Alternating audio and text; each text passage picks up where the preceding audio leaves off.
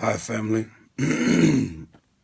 We are studying right now. I am a disciple who prays, and we've gotten a little ways in the passage of Matthew chapter 6. Take a look at that again. Read it through and let it become a part of your spirit. But Matthew chapter 6, verses 5 through 14, and Jesus is spending quite a bit of time talking about prayer in that text.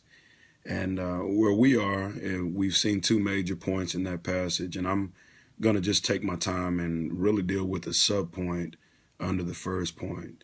The 2 points that we saw from verses 5 through 8 are the when of your prayer, and then we started looking at the second point, the who of your prayer.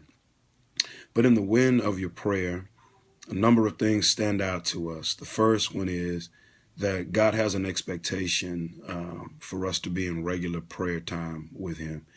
And that expectation makes sense when you consider that our prayer really is communication with divinity. We're communicating with the Father and sharing with him all the things that make life significant and all the aspects of who we are and what we deal with, which is why God not only expects it, but it ought to be so regular, so natural to us that it's not something that we do only when there's an emergency or something that we do out of depression or distress, but it ought to be regular. It ought to be natural and normal so that it's not awkward and unfamiliar and filled with a bunch of ritualistic language that miss the person that we're talking to altogether.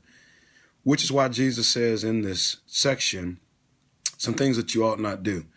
And the first one he says here is that we ought not be. Don't be hypocritical when you pray. And the word hypocrisy is certainly a word that has a lot to it, but he describes it in this text. Don't be like the hypocrites when they pray. They love to stand and be seen and doing all those things. And I want to just stretch you on that one in your challenge of not being hypocritical. Hypocritical prayer is prayer that's done to be seen of men. But if it's personal, then really what you're doing is you're praying and you become the center of attention in your prayer. And that's very negative. Not only that, but hypocritical prayer implies that there's a masking of the real you. And the masking of the real you does not legitimately allow the God that you're talking to see who you really are.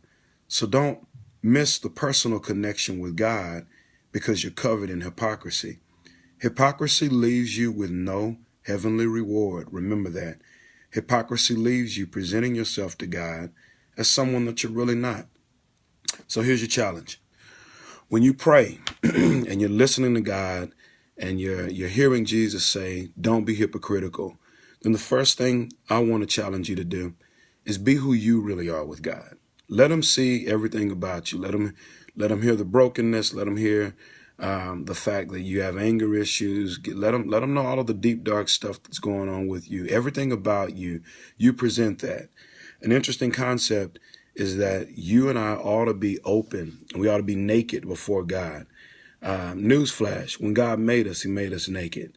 And we've been trying to cover up ever since then. But God is expecting for us to remain open to him. He's expecting for us to not hide behind. Don't cover yourself with any fig leaf-like issues and tendencies and nuances. Be you. Be broken so that that God who made you, made me, made us good, can repair us to the good he intended for us to be in the first place. So when you pray today, here's challenge number 1, Monday morning, be open. Do not be hypocritical. Go to God just like you are.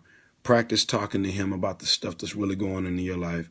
Be legitimately authentic and open and transparent. Just let him have who you are. He'll make you better, but it begins with you being open. Meet him in the garden of your prayer. Don't hide anything. Walk with him, and he'll help you to get closer day by day. Love you, family. Accept the challenge. Dig deeper. I'm praying for you. You pray for me. All right?